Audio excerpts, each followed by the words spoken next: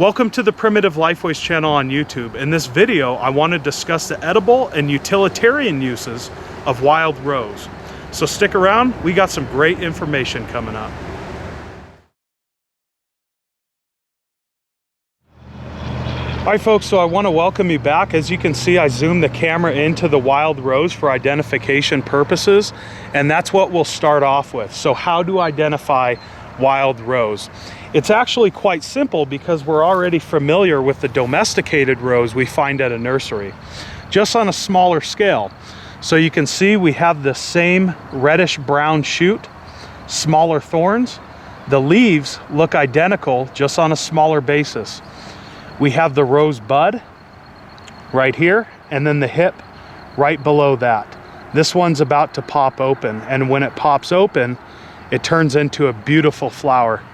So the flower is pink in color, and the petals and the flower itself is much smaller. So with the domesticated rose, we get this beautiful, wide, big, luxurious flower, whereas this one, it might smell the same, but it's much smaller. So that is how to identify wild rose. Okay, so first we'll discuss the edible uses.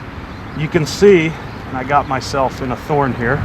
Anyway, you can see you have these rose hips, and they almost look like an apple. Well, in fact, they're quite related, and they're very edible, very much so edible. Nice sugary taste and high in vitamin C. So this rose is quite developed, and we have a healthy amount of it. So I can look all around and I see these rose hips. Some of them are dried from last season. We want to discard them, but these younger hips I can pick and harvest right off of the plant. Now this one is still a little bit young. You can see it's starting to get red, but it's mostly green. I can still consume it, but typically I'd want to consume this when it's fully ripened and red. I do see some fully ripened ones, and we'll gather more. Here's some more. That one is good for harvesting, and then this one back here, these two are nice and red. So we'll gather that.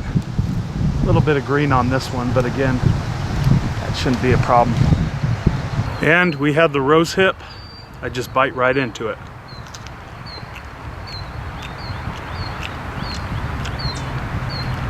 Very good, super sweet. A mild bitterness in this green part, but that's expected. Beautiful vitamin C boost. Tastes similar to an apple.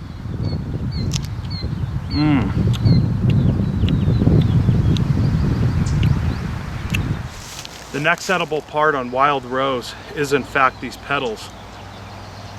So the petals you can pick and eat them raw, straight from the plant. They are sweet, surprisingly. Fantastic. Okay, so now let's discuss the utilitarian use of wild rose. As you can see here, we have this nice straight shoot. These make fantastic arrows.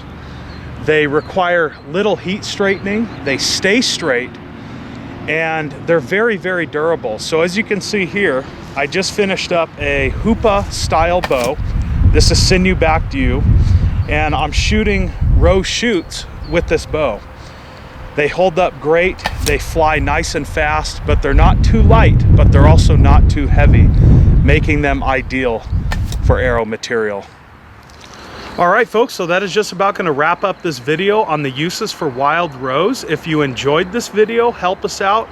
Give it a thumbs up, subscribe to the Primitive Lifeways channel on YouTube, and share this video throughout social media.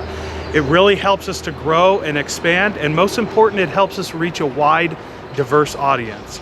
So with that, I'm Jeff with PrimitiveLifeways.com, and we'll catch you in the next one. Thanks for watching.